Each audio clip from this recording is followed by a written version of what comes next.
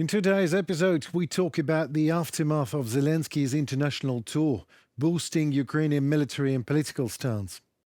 We also talk about Russia, that has redeployed 50,000 troops to Kursk Oblast, update on Kursk incursion.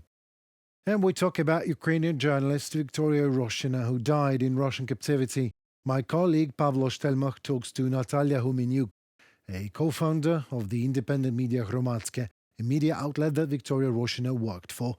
Good afternoon. These topics in more detail in our daily episode with Henry Keane, me, at UATV English, doing our best to bring the hard truth in easy terms for the whole free world directly from Ukraine.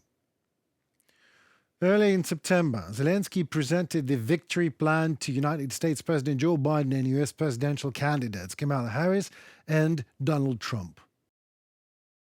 These days, President Zelensky visits 4 European countries, Great Britain, Italy, Germany, France, this week, and participated in a summit with the Balkan countries. At these meetings, he also presented his victory plan. Victory plan Kyiv has developed, a victory plan that provides for a number of steps by partner states to ensure that Ukraine has a strong position in any negotiations with Russia, including at the upcoming peace summit. While in Berlin, the Ukrainian president said he would like to see the war end no later than 2025, and the victory plan, he said, would be a bridge to an effective peace summit. So what are the results of the Zelensky's international tour after all? Well, Washington Post put Zelensky's visit as straightforward as it gets. I quote, Ukraine left in security limbo. With Zelensky's US trip, results unclear. Since the United States visit, Ukraine is in unsettling limbo, reliant on the United States as its main ally, yet unsure how long that support will continue. End of quote.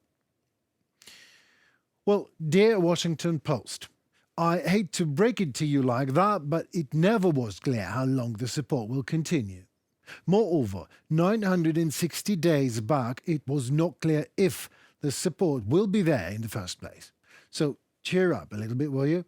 Washington Post also goes quite Washington Postish and speculates again by saying, I quote, Zelensky's administration has so far kept the points of the victory plan, which was shared with President Biden and other top officials, a secret. But it probably hinges on either accelerated NATO membership or binding security guarantees from Ukraine's Western partners. End of quote. Security guarantees, a NATO accelerated membership, sure thing, but in exchange to what, I wonder? There will not be a situation in which the absolute majority will recognize the occupation of their territory, but Ukrainians are prepared for a format that would postpone the full return of certain territories for the future, only on the condition that there is some kind of security factor in place. Anton Grushetsky, project manager at the Kyiv International Institute of Sociology.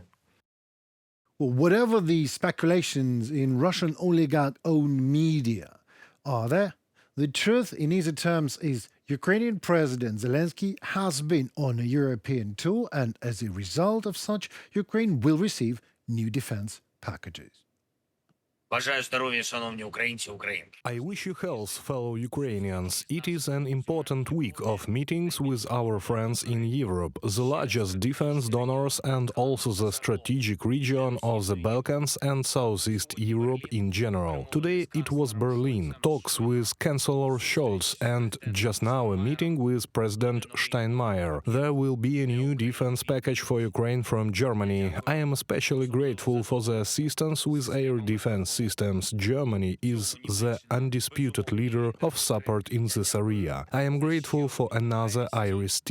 We discussed with the Chancellor what kind of support will be provided this year and next. It is very important for us that the amount of aid from Germany remains stable, and this will be a signal that the path to peace will remain assured despite everything. We discussed how to further consolidate the world to bring peace closer.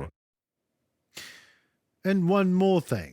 You know, sometimes when I look at these people in their high chairs talking about whether to help Ukraine to survive or not, and what value human values have in oil, money, politics, and power units, I wish, sometimes I do, I'm sorry, that Russia turns all its barrels and guns towards Western capitals, just for one day, and bombs and shells and burns it just as it does with Kiev 960 days in a row and counting.